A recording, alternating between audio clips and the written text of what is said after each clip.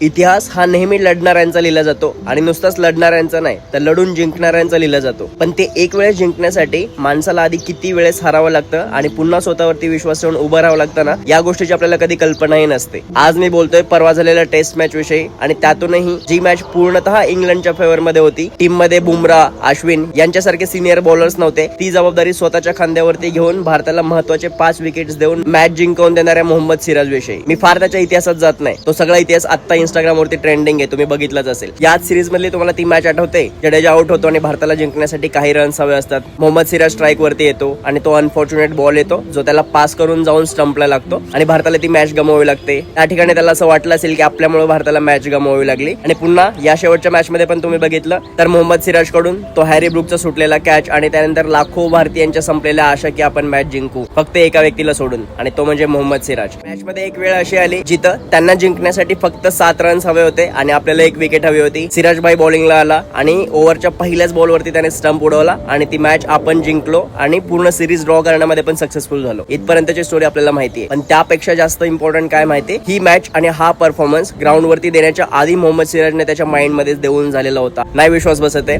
तुम्ही त्याच्याकडूनच ऐका. और सुभाष जैसे उठा कि बिलीव का एक इमोजी निकाला और अपने वॉलपेपर पे लगा के बोला कि मैं करूंगा. तुम हार दो